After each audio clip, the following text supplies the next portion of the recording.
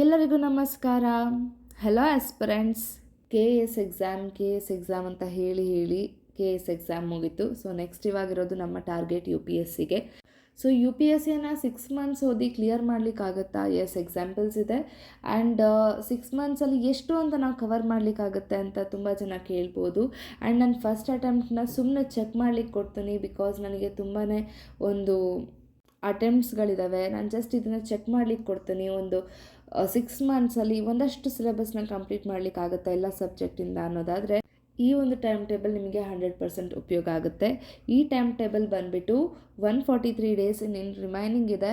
So U P S C ಪ್ರಿಲಿಮ್ಸ್ಗೆ. So ಅದಕ್ಕೆ ಅಂತ ನಾನು ಮಾಡಿರೋಂಥ ಟೈಮ್ ಟೇಬಲ್. ಸೊ ಈ ಟೈಮ್ ಟೇಬಲ್ ಯಾರಿಗೆಲ್ಲ ಉಪಯೋಗ ಆಗುತ್ತೆ ಅನ್ನೋದಾದರೆ, ಇದುವರೆಗೂ 1 or 2 ರೀಡಿಂಗ್ನ ಯು ಪಿ ಎಸ್ ಸಿಗೆ ಅಂತಲೇ ಕೊಟ್ಟು ಸಿಲೆಬಸ್ನ ಕಂಪ್ಲೀಟ್ ಮಾಡಿರೋರ್ಗೂ ಉಪಯೋಗ ಆಗುತ್ತೆ. ಆ್ಯಂಡ್ ಇನ್ನು ಕೆಲವರು ಇವಾಗ ನಾನು ಸ್ಟಾರ್ಟ್ ಮಾಡ್ತೀನಿ, ಸೊ ಏನಾದ್ರು ಮೋಸ್ಟ್ ಇಂಪಾರ್ಟೆಂಟ್ ಟಾಪಿಕ್ಸ್ನ ಕವರ್ ಮಾಡ್ಬೋದಾ ಈ ಸಿಲೆಬಸ್ಸಲ್ಲಿ ಅನ್ನೋದಾದ್ರೂ ಈ ಒಂದು ಟೈಮ್ ಟೇಬಲ್ ನಿಮಗೆ ಹೆಲ್ಪ್ ಆಗುತ್ತೆ. ಸೊ ನಾನು ಇನ್ನೊಂದು ನಾನು ಫಸ್ಟ್ ಅಟೆಂಪ್ಟ್ ಕೊಡ್ತಿದ್ದೀನಿ. ಸುಮ್ಮನೆ ಒಂದು ಜಸ್ಟ್ ಫಾರ್ ಅ ಟ್ರೈ ಅನ್ನೋರಿಗೆ ಒಂದು 6 ಮಂತ್ಸ್ದು ಟೈಮ್ ಟೇಬಲ್ ವರ್ಕ್ ಆಗುತ್ತೆ. ಆ್ಯಂಡ್ ಯಾರು ಬಿ ಎ ಬ್ಯಾಕ್ಗ್ರೌಂಡ್ ಇದ್ದಾರೆ, ಸೊ ಅವ್ರಿಗೆ ಈ ಟೈಮ್ ಟೇಬಲ್ ಇದ್ದರೆ ಡೆಫಿನೆಟ್ಲಿ ಫಸ್ಟ್ ಅಟೆಂಪ್ಟ್ ನಿಮಗೆ ತುಂಬಾ ಒಳ್ಳೆ ಸ್ಕೋರ್ ಕೊಡುತ್ತೆ. ಯಾರು ಸೈನ್ಸ್ ಬ್ಯಾಕ್ಗ್ರೌಂಡ್ ಇದ್ರಲ್ಲ, ಸೊ ಈ ಟೈಮ್ ಟೇಬಲಲ್ಲಿ ನಿಮಗೊಂದು ಬ್ರೀಫಾಗಿ ಐಡಿಯಾ ಸಿಗಲಿಲ್ಲ ಅಂದರೂ ಅಟ್ಲೀಸ್ಟ್ ಒಂದು ಔಟರ್ ಐಡಿಯಾ ಅಂತ ನಿಮಗೆ ಸಿಗುತ್ತೆ. ಸೊ ಏನೆಲ್ಲ ಬರುತ್ತೆ ಇದರಲ್ಲಿ ಅಂತ ಅಂದ್ಬಿಟ್ಟು, ಸೊ ಈ ಒಂದು ಟೈಮ್ ಟೇಬಲ್ ನಾನು ನನಗೆ ಅಂತ ಹಾಕ್ಕೊಂಡಿದ್ದೀನಿ. ಆ್ಯಕ್ಚುಲಿ ನನಗೆ ಇನ್ನೂ ನನ್ನ ಆಪ್ಷನಲ್ಸ್ ಕಂಪ್ಲೀಟ್ ಮಾಡ್ಕೊಂಡಿಲ್ಲ. And some ethics paper and ಸ್ವಲ್ಪ ಮೇನ್ಸ್ ಪೇಪರ್ ಕಂಪ್ಲೀಟ್ ಆಗಿಲ್ಲ. ಸೊ ನನಗೆ ಎಲ್ಲ ಕಂಪ್ಲೀಟ್ ಆಯಿತು ಅಂತ ಅಂದರೆ ನಾನು ಈ ಇಯರ್ 2025ನಲ್ಲಿ ಪ್ರಿಲಿಮ್ಸ್ನ ತೊಗೊತೀನಿ. ಇಲ್ಲ ಅಂತಂದರೆ 2026 ಪ್ರಿಲಿಮ್ಸ್ನ ನಾನು ಡೈರೆಕ್ಟಾಗಿ ಬರಿಬೇಕು ಅಂತ ಅಂದ್ಕೊಂಡಿದ್ದೀನಿ. ಸೊ ನನ್ನ ಏಮ್ ನಿಮಗೆಲ್ಲರಿಗೂ ಗೊತ್ತಿದೆ, ಯು ಪಿ ಎಸ್ ಸಿ. ನಾನು ಇವಾಗ ಏನು ನೆಕ್ಸ್ಟ್ ನನ್ನ ಅಟೆಂಪ್ಟು ಪ್ರಿಲಿಮ್ಸ್ ಕೊಡ್ತೀನಲ್ವಾ, ನನ್ನನ್ನು ನಾನು ಮಸೂರಿ ಟ್ರೈನಿಂಗಲ್ಲೇ ನಾನು ಕಂಡುಕೊಳ್ಳೋ ಹಾಗೆ ನನ್ನ ಪ್ರಿಲಿಮ್ಸ್ನ ನಾನು ಕೊಡಬೇಕು. ಅದಕ್ಕೋಸ್ಕರ 100% ಇರಲಿ ಅಂತ ಅಷ್ಟೇ. ಸೊ ನನಗೆ ತುಂಬ ಡಿ ಎಮ್ಸ್ ಬಂತು, ಯಾವ ರೀತಿ ನೀವು ಟೈಮ್ ಟೇಬಲ್ನ ಫಾಲೋ ಮಾಡ್ತೀರಾ ಅಂತ. ಸೊ ನನಗೆ ಈ ಟೈಮ್ ಟೇಬಲಿಂದ ತುಂಬಾ ಹೆಲ್ಪ್ಫುಲ್ ಆಗಿದೆ. ಸೊ ಅದೇ ರೀತಿ ಟೈಮ್ ಟೇಬಲ್ ನಾನು ನಿಮಗೂ ಹಾಕ್ಕೊಡ್ಬೇಕು ಅಂತ ಅಂದ್ಬಿಟ್ಟು ಈಗ ನಾನು ಹಾಕಿದ್ದೀನಿ. ಸೊ ಏನಿದು ಟೈಮ್ ಟೇಬಲ್ ಅಂದರೆ 12 hours ಪ್ರೊಡಕ್ಟಿವ್ ಸ್ಟಡಿ ಅಂತ ಅಂದ್ಬಿಟ್ಟು.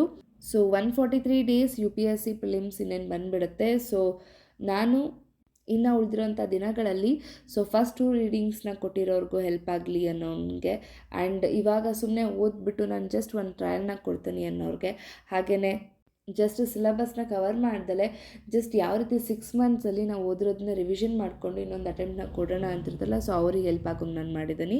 ಸೊ ಮೊದಲನೇದಾಗಿ ನಾಳೆಯಿಂದ Jan 3rd to Jan 22ndವರೆಗೂ ಯಾವ ಸಬ್ಜೆಕ್ಟ್ ಇಟ್ಕೊಂಡಿದ್ದೀನಿ ಅಂದರೆ economy and international relations.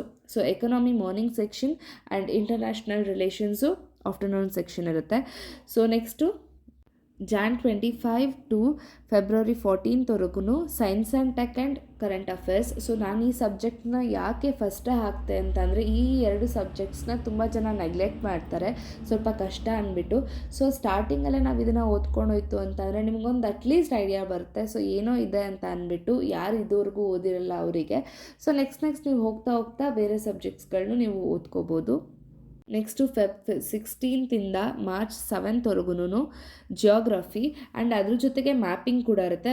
Complete mapping ನೀವು ಯಾವಾಗ ಫೋಕಸ್ ಮಾಡ್ತೀರಾ ಅಂದರೆ 8th, 9th, 10th, 11th, 12th of the March. ಓಕೆನಾ? ಸೊ ಇದು ಅಷ್ಟೇ. ಮಾರ್ನಿಂಗ್ ಸೆಕ್ಷನಲ್ಲಿ ನಿಮಗೆ ಏನಿರುತ್ತೆ ಅಂತ ಅಂದರೆ ಜಿಯೋಗ್ರಫಿ, ಆ್ಯಂಡ್ ಆಫ್ಟರ್ನೂನಲ್ಲಿ ಜಿಯೋಗ್ರಫಿ ಪ್ಲಸ್ ಮ್ಯಾಪಿಂಗ್ ಇರುತ್ತೆ. ಸೊ ಆ ರೀತಿ ಮಾಡ್ಕೊಳ್ಳಿ. ಬಟ್ ಕಂಪ್ಲೀಟ್ ಮ್ಯಾಪಿಂಗ್ ಬಂದುಬಿಟ್ಟು 8th, 9th, 10th, 11th, 12th ಮಾರ್ಚಲ್ಲಿ ಮಾಡ್ಕೊಳ್ಳಿ. So next March 15th April 3rdವರೆಗೂ environment and C SAT start ಮಾಡಿ. And C SAT actually every day ಒಂದು ಅರ್ಧ ಗಂಟೆ ಇಲ್ಲ ಒಂದು 1 hour ನೀವು ಎವ್ರಿ ಡೇ ಕೊಡ್ಕೊಂಡು ಬನ್ನಿ. So from March 15th. ಓಕೆನಾ? ಅದಾದಮೇಲೆ ನೆಕ್ಸ್ಟು ಸೊ ಮಾರ್ನಿಂಗ್ ಸೆಕ್ಷನಲ್ಲಿ ನಿಮಗೆ ಎನ್ವೈರ್ನಮೆಂಟ್ ಇರುತ್ತೆ ಆ್ಯಂಡ್ ಆಫ್ಟರ್ನೂನಲ್ಲಿ ಸಿ ಸ್ಯಾಟ್ ಮಾಡ್ಕೊಳ್ಳಿ. ಸೊ ಅದಾದಮೇಲೆ ನೆಕ್ಸ್ಟು April 5th April 24thವರೆಗೂ ನಿಮಗೆ ಹಿಸ್ಟ್ರಿ ಇರುತ್ತೆ ಮಾರ್ನಿಂಗ್, ಆ್ಯಂಡ್ ಆಫ್ಟರ್ನೂನ್ ಬಂದುಬಿಟ್ಟು ಆರ್ಟ್ ಆ್ಯಂಡ್ ಕಲ್ಚರ್. ನಿಮಗೆ U P S C syllabus ನೋಡಿದ್ರೆ ಅಥವಾ ಹೋದ ವರ್ಷದ ಕ್ವಶನ್ ಪೇಪರ್ಸ್ ನೋಡಿದ್ರೆ ಆರ್ಟ್ ಆ್ಯಂಡ್ ಕಲ್ಚರ್ ಎಷ್ಟು ಇಂಪಾರ್ಟೆಂಟ್ ಅಂತ ನಿಮಗೇನೆ ಗೊತ್ತಾಗ್ತಾ ಹೋಗುತ್ತೆ. And next April 26 to May 15thವರೆಗೂ ಪೊಲಿಟಿ ಆ್ಯಂಡ್ 1 yearದು ಇಂಪಾರ್ಟೆಂಟ್ ಕರೆಂಟ್ ಅಫೇರ್ಸು ಏನೇನೆಲ್ಲ ಇಂಪಾರ್ಟೆಂಟ್ ಆಗಿರುತ್ತೆ ಸೊ ಅವನ್ನು ಫೋಕಸ್ ಮಾಡ್ತಾಯಿರಿ. ತುಂಬ ಒಳ್ಳೆ ಮ್ಯಾಗ್ಝಿನ್ ಸಿಗುತ್ತೆ, ಸೊ ಅದನ್ನು ರೆಫರ್ ಮಾಡಿ. ಸೊ ನಾನು ಈ ಒಂದು ಟೈಮ್ ಟೇಬಲ್ ಏನು ಹಾಕಿದ್ದೇನಲ್ವ, ಸೊ ಅಟ್ಲೀಸ್ಟ್ 1-2 ರೀಡಿಂಗ್ ಕೊಟ್ಟಿರೋರಿಗೆ ಈ ಒಂದಿಷ್ಟು ದಿವಸ ತುಂಬಾ ಪ್ರೊಡಕ್ಟಿವ್ ಆಗಿರುತ್ತೆ. ಆ್ಯಂಡ್ ರಿಮೈನಿಂಗ್ 9 ಡೇಸ್ ಏನಿದೆ ಎಕ್ಸಾಮ್ಸ್ಗೆ, ಆವಾಗ ಯಾವ ರೀತಿ ಇರಬೇಕಂತ ನಾನು ಇನ್ನೊಂದು ವಿಡಿಯೋನೂ ಕೂಡ ಮಾಡಾಕ್ತೀನಿ. ಸೊ ಆವಾಗ 9 ಡೇಸಲ್ಲಿ ನಾವೆಲ್ಲ ಕೂತ್ಕೊಂಡು ಮತ್ತೆ ರಿವಿಷನ್ ಮಾಡ್ತೀವಿ ಅಂತ ಅಂದರೆ ಆಗಲ್ಲ. ಸೊ ಅದಕ್ಕೆ ನಾನು ಹೇಳ್ತಿರೋದು, ಆಲ್ರೆಡಿ 2 ರೀಡಿಂಗ್ಸ್ ಕೊಟ್ಟಿರ್ತಾರೆ. ಆ್ಯಂಡ್ 2 ರೀಡಿಂಗ್ಸ್ ಕೊಟ್ಟಿರ್ತಾರೆ ಅಂತ ಅಂದರೆ ಮಿನಿಮಮ್ ಅವರಿಗೆ ಒಂದು 2-3 ಸರ್ತಿ ಅವರೇ ರಿವಿಷನ್ ಮಾಡ್ಕೊಂಡಿರ್ತಾರೆ. ಸೊ ಕಂಪ್ಲೀಟಾಗಿ ಸಿಲೆಬಸ್ನ 2 ಸಲ ಮುಗಿಸಿದ್ದಾರೆ ಅಂತ ಅಂದರೆ ಮಿನಿಮಮ್ ಅವರು 2-3 ಸತಿ ರಿವಿಷನ್ ಅವ್ರು ಮಾಡ್ಕೊಂಡಿರ್ತಾರೆ ಅಂತ ಅಂದ್ಬಿಟ್ಟು ನಾನು ಇದನ್ನು ಒಂದು ಟೈಮ್ ಟೇಬಲ್ನ ಹಾಕ್ತಾ ಇರೋದು. ಸೊ ಇನ್ನು ರಿಮೈನಿಂಗ್ 9 ಡೇಸಲ್ಲಿ ಯಾವ ರೀತಿ ಇರಬೇಕು, ನಾವು ಯಾವ ಏರಿಯಾಸ್ನ ಫೋಕಸ್ ಮಾಡಬೇಕು ಅಂದ್ಬಿಟ್ಟು ನಾನು ನೆಕ್ಸ್ಟ್ ವೀಡಿಯೋಸ್ನಲ್ಲಿ ನಾನು ಹಾಕ್ಕೊಂಡು ಬರ್ತೀನಿ. ಸೊ ಮಾರ್ನಿಂಗ್ ಸೆಷನ್ ಎಷ್ಟೊತ್ತಿಂದ ಸ್ಟಾರ್ಟ್ ಆಗುತ್ತೆ ಅಂತ ಅಂದ್ಬಿಟ್ಟು ನಾನು ಇಲ್ಲಿ ಹಾಕಿದ್ದೀನಿ. ಸೊ ಮಾರ್ನಿಂಗ್ 8 o'clock-ಇಂದ 2 o'clock-ವರೆಗೂ. ಸೊ ಮಾರ್ನಿಂಗ್ ಪರ್ಸನ್ ಮಾರ್ನಿಂಗ್ ಓದಿ, ನೈಟ್ ಪರ್ಸನ್ ನೈಟ್ ಟೈಮ್ ಓದಿ. ಸೊ ನಿಮ್ಮ ಕನ್ವೀನಿಯೆಂಟ್. ಬಟ್ ನಾನು ಹಾಕಿರೋದು ಜನರಲ್ ಆಗಿ. ಆ್ಯಂಡ್ ಆಫ್ಟರ್ನೂನ್ ಬಂದುಬಿಟ್ಟು 2 o'clock-ಗೆ ಊಟಕ್ಕೆ ಹೋದ್ಮೇಲೆ ಒಂದು ಕಾಲು ಗಂಟೆಲಿ ಊಟ ಮುಗಿಸ್ಬಿಟ್ಟು ಅಟ್ಲೀಸ್ಟ್ ಒಂದು ಅರ್ಧ ಗಂಟೆ ನಿದ್ದೆ ಮಾಡಿ, ಅಟ್ಲೀಸ್ಟ್ ರೆಸ್ಟ್ ಮಾಡಿ. ಸೊ ಆ ರೆಸ್ಟ್ ಮಾಡಿದ್ಮೇಲೆ ಆಫ್ಟರ್ನೂನ್ 3 o'clock ಟು 9 o'clock-ವರೆಗೂ, ಓಕೆನಾ. ಸೊ ಇದು ಮಾಡಿದ್ರೆ ಒಂದು 6 hours, ಮಾರ್ನಿಂಗ್ ಒಂದು 6 hours ಆ್ಯಂಡ್ ಈವ್ನಿಂಗ್ ಒಂದು 6 hours ಕಂಪ್ಲೀಟ್ ಆಗುತ್ತೆ. ಆ್ಯಂಡ್ ನೀವು ಸ್ಲೀಪ್ ಟೈಮ್ ತುಂಬಾ ಇಂಪಾರ್ಟೆಂಟ್. ಯಾಕೆ ಅಂದರೆ ಯಾವ್ದಾರೋ ಒಂದು ಎಕ್ಸಾಮ್ಗೆ ನೀವೇನು ಓದ್ತಿದ್ದೀರ ಅಲ್ವಾ, ಸೊ ನೀವು ಎಷ್ಟೊತ್ತು ನಿದ್ದೆ ಮಾಡ್ತೀರಾ ಅಂದರೆ ಫಾರ್ ಎಕ್ಸಾಂಪಲ್ 7 to 8 hours ಆದರೂ ನೀವು ನಿದ್ದೆ ಮಾಡಲೇಬೇಕು. ಯಾಕೆಂದರೆ ನೀವು ಎಷ್ಟು ನಿದ್ದೆ ಮಾಡ್ತೀರಾ ಅಷ್ಟು ನಿಮ್ಮ ಮೈಂಡ್ನ ಕಾಮಾಗಿ ಇಟ್ಕೋಬೋದು. ನಿಮ್ಮ ಮೈಂಡ್ ಎಷ್ಟು ಕಾಮಾಗಿರುತ್ತೋ ಅಷ್ಟು ನೀವು ಹೇಳಿರೋದನ್ನ ನಿಮ್ಮ ಮೈಂಡ್ ಕೇಳಿಸ್ಕೊಂಡು ತಲೆಯಲ್ಲೇ ಇಟ್ಕೊಂಡಿರುತ್ತೆ. ಸೊ ನೀವೇನೇ ಆ ಥರ ಮಾಡ್ಕೊಂಡು ಓದಿದ್ರು ಡೆಫಿನೆಟ್ಲಿ ಓದಿದ್ದೀನಿ ಅನ್ನೋ ಸ್ಯಾಟಿಸ್ಫ್ಯಾಕ್ಷನ್ ಇರ್ಬೋದು, ಆದರೆ ನಿಮಗೆ ನೆನಪಲ್ಲಿರುತ್ತೆ ಅನ್ನೋದಂತೂ ಖಂಡಿತವಾಗ್ಲೂ ಇರಲ್ಲ. ಹಾಗಾಗಿ ನಾನು ಹೇಳ್ತಾ ಇದ್ದೀನಿ 12 hours ಪ್ರೊಡಕ್ಟಿವ್ ಸ್ಟಡಿ. ಸೊ ನಾನು ಇನ್ನು ನೆಕ್ಸ್ಟ್ ವೀಡಿಯೋಸ್ ಮಾಡ್ತಾ ನಾನು ಹೇಳ್ತೀನಿ, ಒಂದು 12 hours-ಇಂದ ಒಂದು ಅಟ್ಲೀಸ್ಟ್ ಒಂದು 13 to 14 hours ಎಕ್ಸ್ಟೆಂಡ್ ಮಾಡೋವಂಥ ಸಮಯ ಏನಾದರೂ ಬಂತು ಅಂದರೆ I think March and April ಟೈಮಲ್ಲಿ ಮಾಡೋಣಂತೆ. ಆ ರೀತಿ ಏನಾದರೂ ನಮಗೆ ಬೇಕು ಹೆಚ್ಚಿನ ಸಮಯ ಅನ್ನೋದಾದರೆ. But 12 hours is very good.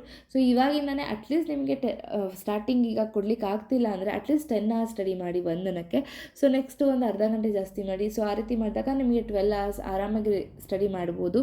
So ನೀವು ಇವಾಗ ಕೇಸ್ ಮುಗಿಸ್ಕೊಂಡು ಬಂದಿರ್ತೀರ, ಐ ಥಿಂಕ್ ನಿಮ್ಗೆಲ್ಲರಿಗೂ 12 hours ಕೊಡಲಿಕ್ಕೇನು ಕಷ್ಟ ಆಗೋದಿಲ್ಲ ಒನ್ ಡೇ. ಆ್ಯಂಡ್ ಇನ್ನು ಉಳಿದಿರುವಂತಹ 24 hours-ಅಲ್ಲಿ 12 hours ಸ್ಟಡಿ ಆದರೆ ಇನ್ನೊಂದು 8 hours ಸ್ಲೀಪ್ ಆಗಲಿ. ಆ್ಯಂಡ್ ಉಳಿದಿರೋಂಥ 4 hour ಕೂಡ ಊಟಕ್ಕೆ ಆ್ಯಂಡ್ ನಿಮಗೆ ಅಂತ ಒಂದು ಸ್ವಲ್ಪ ಸಮಯನ ತಗೊಂಡು ಚೆನ್ನಾಗಿ ಓದ್ಕೊಳ್ಳಿ. So all the very best. Don't worry. ನಾನು ಇದು ಫಸ್ಟ್ ಅಟೆಂಪ್ಟ್, ಸೆಕೆಂಡ್ ಅಟೆಂಪ್ಟ್ ಅಥವಾ 4th 5th ಅಟೆಂಪ್ಟ್ ಅನ್ನೋರಿಗೆ ನಾನು ಒಂದು ಸಣ್ಣ ಮಾತು ಹೇಳಲಿಕ್ಕೆ ಇಷ್ಟಪಡ್ತೀನಿ. ಸೊ ನೀವು ಏನೇ ಮಾಡಿದ್ರು, ನೀವು ಯಾವುದೇ ಎಕ್ಸಾಮ್ ಬರೆದ್ರು, ನಾನು ಹೇಳ್ತೀನಿ ಒಂದು ಮಾತನ್ನ. ಸೊ ನಾವು 100 ಮಾರ್ಕ್ಸಿಗೆ 50 ಮಾರ್ಕ್ಸ್ ತಗೊಂಡಿರ್ತೀವಿ. ಸೊ ನೆಕ್ಸ್ಟ್ ಎಕ್ಸಾಮಲ್ಲಿ 51 ತಗೊಂಡ್ರು ಕೂಡ ಆ 1 ಮಾರ್ಕ್ಸಲ್ಲಿ ನಮ್ಮ ಪರಿಶ್ರಮ ಇರುತ್ತೆ. ಸೊ ಯಾವತ್ತೂ ಕೂಡ ನಿಮ್ಮನ್ನು ನೀವು ಡಿಗ್ರೇಡ್ ಮಾಡ್ಕೋಬೇಡಿ. ಬೇರೆಯವ್ರು ಯಾರೇ ಮಾಡಿದ್ರು ನಿಮಗೆ ಸಹಿಸ್ಕೊಳ್ಳೋಕ್ಕಾಗಲ್ಲ ಅಂದಾಗ ನಿಮಗೆ ನೀವು ಮಾಡಿಕೊಂಡ್ರು ಕೂಡ ಡೆಫಿನೆಟ್ಲಿ ತುಂಬಾ ದೊಡ್ಡ ತಪ್ಪದು. ನಿಮ್ಮನ್ನು ನೀವು ಯಾವಾಗ ಡಿಗ್ರೇಡ್ ಮಾಡ್ಕೊತೀರೋ ಅವಾಗ ನೀವು ನಿಮ್ಮನ್ನೇ ಡಿಮೋಟಿವೇಟ್ ಮಾಡ್ಕೊಂಡಂಗೆ. ಅದಕ್ಕೋಸ್ಕರ 100ಗೆ ನೀವು ಈ ಸಲ 50 ತೆಗೆದಿದ್ದೀರಾ ಅಂತಂದರೆ ನೆಕ್ಸ್ಟು ಆಬ್ವಿಯಸ್ಲಿ ನೀವು 50+ ತೆಗಿಬೇಕು ಅನ್ನೋ ಯೋಚನೆ ನಿಮಗೆ ಬರಬೇಕು. ಆ್ಯಂಡ್ ಎಷ್ಟೇ ಬರಲಿ 100ಗೆ ನಿಮಗೆ 60ನೇ ಬರ್ತಿದೆಯಾ ನೆಕ್ಸ್ಟಲ್ಲಿ, ಹಂಗಾದ್ರೆ ನೀವು 70, 80 ನೆಕ್ಸ್ಟ್ ಆ ರೀತಿ ಹೋಗ್ತೀರಾ. ಸೊ ಮೈನಸ್ ಆಗ್ತಿದೆ ಅಂದರೂ ತಲೆ ಕೆಡಿಸ್ಕೋಬೇಡಿ.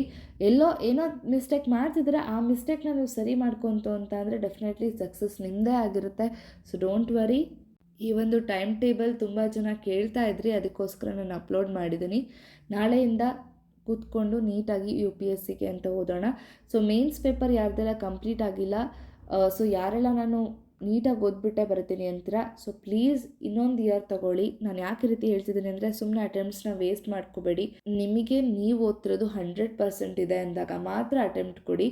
So first attempt just check ಮಾಡ್ಲಿಕ್ಕೆ ಕೊಡ್ತಿದ್ದೀನಿ ಅನ್ನೋದಾದರೆ ಡೆಫಿನೆಟ್ಲಿ ಫಸ್ಟ್ ಅಟೆಂಪ್ಟ್ ಕೊಡಿ. ಯಾರಿಗೆ ಜಾಸ್ತಿ ಅಟೆಂಪ್ಟ್ಸ್ ಕೊಡುವಂತಹ ಅವಕಾಶ ಇರುತ್ತೋ ಅವ್ರಿಗೆ ಮಾತ್ರ. ಸುಮ್ಮನೆ ನಾನು ಅಟೆಂಪ್ಟ್ ಕೊಡ್ತೀನಿ ಅಂದಾಗ ಏನಾಗುತ್ತೆ ಅಂತಂದರೆ ಎಲ್ಲೋ ಒಂದು ಕಡೆ ಆಮೇಲೆ ರಿಗ್ರೆಟ್ ಮಾಡೋದು ಬೇಡ. ಸೊ ನಿಮ್ಮ ಒಪಿನಿಯನ್ ಆಗಿರಲಿ ಬೇರೆಯವ್ರ ಒಪಿನಿಯನ್ಗಿಂತ, ಯಾಕೆಂದರೆ ನೀವು ಕೂತ್ಕೊಂಡು ಓದ್ತಿರೋದು. ಸೊ ನಿಮ್ಮ ಎಬಿಲಿಟಿ ನಿಮಗೆ ಗೊತ್ತಿರುತ್ತೆ ಆ್ಯಂಡ್ ಎಷ್ಟು ನೀವು ಕವರ್ ಮಾಡಿದ್ರೆ ಅಂತ ನಿಮಗೆ ಗೊತ್ತಿರುತ್ತೆ. And challenge your capacity. So ನಿಮ್ಮ ಕೆಪಾಸಿಟಿ ಏನಿದೆ ಅದಕ್ಕಿಂತ ಹೆಚ್ಚಾಗಿ ನಾನು ಓದ್ತೀನಿ ಅಂತ ಅಂದ್ಕೊಂಡೇ ಓದಿ, ನಿಮ್ಮಿಂದ ಎವ್ರಿಥಿಂಗ್ ಎಲ್ಲದೂ ಸಾಧ್ಯ ಆಗುತ್ತೆ. ಇದೇ ರೀತಿ ನಿಮ್ಮೆಲ್ಲರ ಸಪೋರ್ಟ್ ನಮ್ಮ ಸಾಯಿ ದೇವ್ಸ್ ಚಾನಲ್ ಮೇಲೆ ಸದಾ ಇರಲಿ. ನಾನಿವಾಗ ಕೊಟ್ಟಿರೋಂಥ ಟೈಮ್ ಟೇಬಲ್ ನಿಮಗೆ 100% ಯೂಸ್ಫುಲ್ ಆಗುತ್ತೆ ಅನ್ನೋ ನಂಬಿಕೆ ನನಗಿದೆ. ಸೊ ಈ ಟೈಮ್ ಟೇಬಲ್ ಇಟ್ಕೊಂಡು ಓದಲಿಕ್ಕೆ ಅಂತ ಸ್ಟಾರ್ಟ್ ಮಾಡಿ. ಡೆಫಿನೆಟ್ಲಿ ನಿಮಗೆ ಎಷ್ಟು ಪ್ರೋಗ್ರೆಸಿವ್ ನೀವು ಕಾಣ್ತೀರಾ ಅಂತ ಅಂದ್ಬಿಟ್ಟು ನೀವು ನೆಕ್ಸ್ಟ್ ನನಗೆ ಕಮೆಂಟ್ ಮಾಡ್ತೀರಾ. ನಮ್ಮ ಸ್ಟಡಿ ವಿಡಿಯೋ ನಿಮಗಿಷ್ಟ ಆಗಿದ್ದಲ್ಲಿ ಲೈಕ್ ಮಾಡಿ, ಶೇರ್ ಮಾಡಿ, ಕಮೆಂಟ್ ಮಾಡಿ, ಸಬ್ಸ್ಕ್ರೈಬ್ ಮಾಡೋದನ್ನ ಮರಿಬೇಡಿ.